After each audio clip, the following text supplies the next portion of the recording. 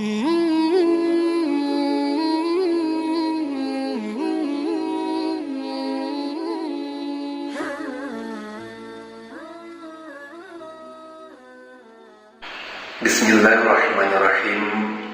Assalamualaikum warahmatullahi wabarakatuh. Alhamdulillahirabbil alamin. Assalatu wassalamu ala asrafil anbiya wal mursalin wa ala alihi wa ala ashabihi ajma'in, amma ba'du. Saudara kaum muslimin wal muslimat rahimakumullah. Allah Subhanahu wa taala berfirman yang tertera dalam surat Ar-Ra'd ayat 23 sampai dengan 24, di mana Allah Subhanahu wa taala menegaskan, A'udzu billahi minasyaitonir rajim, bismillahirrahmanirrahim.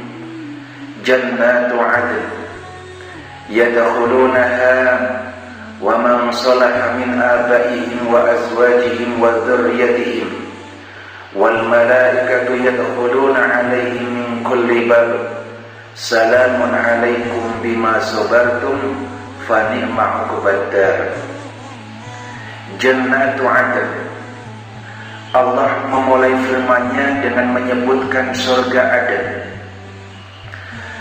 Saudara kaum muslimin wal muslimat rahimakumullah. Maka kalau sudah surga dibincangkan, surga dibicarakan, adalah satu kenikmatan yang tidak bisa kita bayangkan dengan akal pikiran kita. Kenikmatan yang akal pikiran manusia tidak bisa menjangkaunya. Maka Rasulullah SAW pernah bersabda, di hari kiamat nanti bakal didatengin orang yang hidupnya paling sengsara, orang yang hidupnya paling sulit, dan dia calon penduduk surga. Maka oleh Allah Subhanahu wa taala diangkat, dimasukkan ke dalam surga satu celupan saja. Kemudian diangkat, wahai fulan, pernahkah kamu merasakan kesulitan? Pernahkah kamu merasakan kesengsaraan? Dia menjawab, demi Allah, saya tidak pernah merasakan kesengsaraan, saya tidak pernah merasakan kesulitan. Maka kalau sudah surga dibincangkan, saudara, adalah satu kenikmatan yang ketika orang hidup di dunia paling sulit, orang yang hidup di dunia paling susah, dimasukkan ke dalam surga. Kesusahan-kesusahan yang dihadapi, kesulitan-kesulitan yang dihadapi akan sirna seketika, dalam hitungan sekejap saja ketika dimasukkan ke dalam surga. Jannatu 'adn yadkhulunaha wa man salaha min abaihim wa azwajihim wa dzurriyyatihim. Bersama orang-orang saleh mereka masuk ke dalam surga Adn ini, yaitu mereka dari bapak-bapak mereka, dari orang tua mereka, dari istri-istri mereka, dari anak keturunan mereka. Allahu Akbar. Sampai di sini saja saudara, kita dibuat iri olehnya. Bagaimana tidak, sudahlah dia masuk ke dalam surga bersama orang-orang yang soleh, orang tuanya, istri-istrinya, dan anak-anaknya. Allahu Akbar. Padahal kondisi pada saat itu, saudara, kita bakal dikumpulkan dari mulai Nabi Adam alaihissalam sampai terakhir manusia. Kita bisa membayangkan betapa sulitnya kita pada saat itu.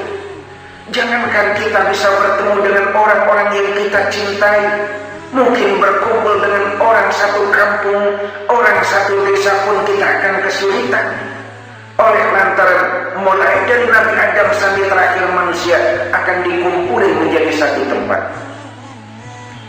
Tapi yang dikisahkan dalam ayat ini, mereka masuk ke dalam surga bersama orang yang mereka cintai, dari orang-orang yang soleh tentunya, dari orang tua mereka, istri mereka, anak mereka. Allahu Akbar. Tidak cukup sampai di situ saja, saudara. Wal malaikatu yadkhuluna 'alaihim min kulli bab. Begitu rombongan ini masuk ke dalam surga bersama orang tuanya, anak dan istrinya, di disambut pula oleh para malaikat. Allahu Akbar. Saudara masuk ke dalam surga bersama orang-orang yang dicintai, yang soleh, dari orang tua mereka, dari istri mereka, dari anak keturunan mereka, disambut pula oleh para malaikat. Maka pertanyaan besar yang ada dalam benak kita, amal apa sih yang kemudian dilakukan oleh dia? Apa sih yang kemudian dia lakukan untuk menggapai kenikmatan yang sungguh luar biasa ini? Apakah dia berinfak sekian triliun? Apakah dia wakaf ratusan hektar? Saudara kaum muslimin wal muslimat rahimakumullah. Maka kemudian ketika rombongan ini masuk, malaikat menyambut dari segala penjuru. Kemudian malaikat mengatakan, salamun alaikum bima sabartum. Maka perkataan malaikat inilah menjadi jawaban dari pertanyaan besar.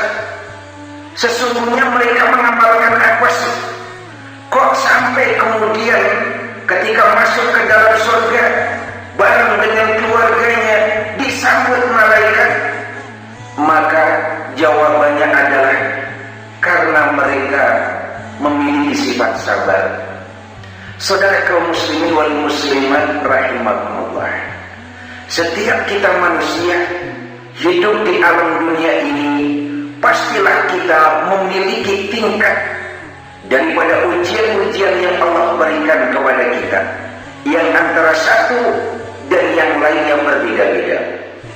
Namun demikian saudara, yang perlu kita tanamkan dalam lubuk hati kita yang paling dalam, bahwa ketika Allah Subhanahu wa ta'ala memberikan ujian kepada kita semuanya, Allah sudah telah mengukur kemampuan kita. La yukallifullah nafsan illa wus'aha. Allah tidak pernah akan membebani seseorang di luar kemampuan kita. Maka ketika Allah memberikan ujian kepada kita semuanya, Allah sudah mengukur kita mampu. Maka jangan sampai ujian yang Allah berikan kepada kita endingnya justru akan menyengsarakan fid dini wa dunya hatta akhirah. Endingnya akan menyengsarakan kita di dunia.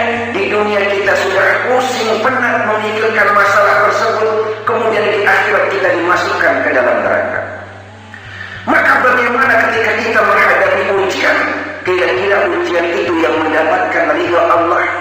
Sangat boleh jadi saudara. Dengan ujian orang akan dimuliakan oleh Allah. Dengan ujian orang juga akan dihinakan oleh Allah. Tinggal bagaimana kita menyikapinya.